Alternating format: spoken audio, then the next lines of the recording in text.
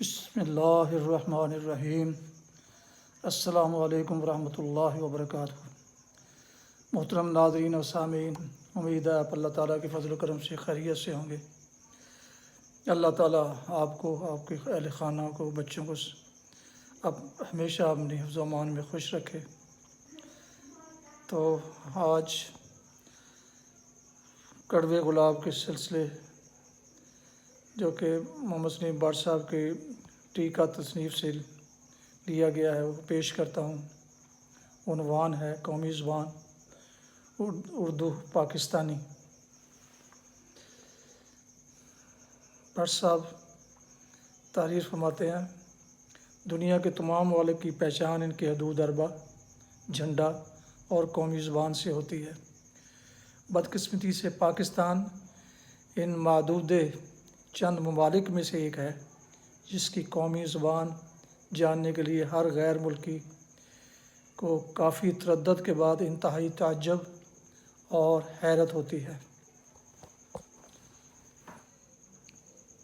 تقسیم ہند سے پہلے جب ایک ملک تھا تو اس وقت اردو مسلمانوں کی زبان و پہچان تھی، لیکن تشکیل پاکستان کے بعد ہندوستان میں ہندی لاگو ہو گئی اور اردو مہاجر ہو کر پاکستان آ گئی۔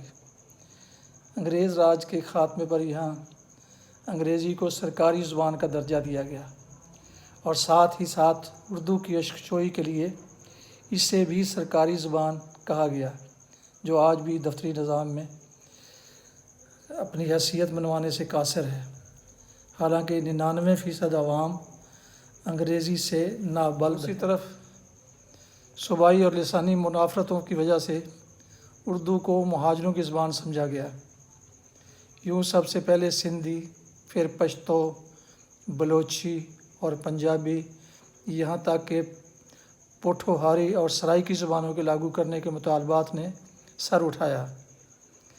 یہ سب مطالبات ترقی پسند خیالات و نظریات کے متاثرین نے کیے، جبکہ کمیونسٹ دنیا کا اپنا یہ حال ہے کہ قریباً 17 ملکوں میں سرکاری زبان روسی ہے، جسے تعلیمی معیار کے 100% ہونے کی وجہ سے تمام عوام بول اور لکھ سکتے ہیں۔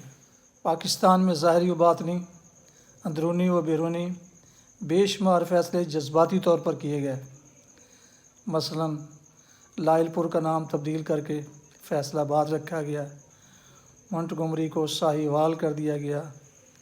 دنیا کے ساتھ قدم سے قدم ملانے کے لیے سیروں کو کلو گرام، گزوں کو میٹروں، گیلنوں کو لیٹروں، میلوں کو کلو میٹروں اور تولے ماشوں کو گراموں میں تبدیل کر دیا گیا۔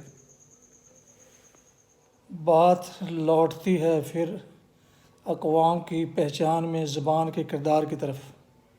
انگلینڈ میں انگریزی، چین میں چینی، جرمنی میں جرمن، ہالینڈ میں ڈچ، ہندوستان میں ہندی، اور روس میں روسی، فرانس میں فرانسیسی، عرب میں عربی اور اسپین میں اسپینش۔ غرض ہر قوم کے نام پر قومی زبان کے نام دیے گئے ہیں۔ یہاں تک کہ امریکہ میں انگریزی کو امریکن اور انڈیا میں اب اردو کو ہندوستانی زبان کہا جاتا ہے۔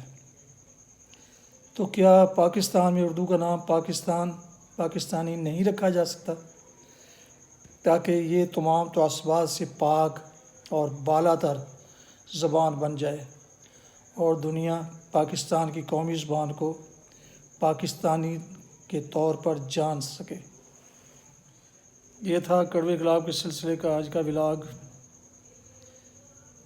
جسے محمد سلیم بٹ کی تصنیف ٹیکہ سے لیا گیا۔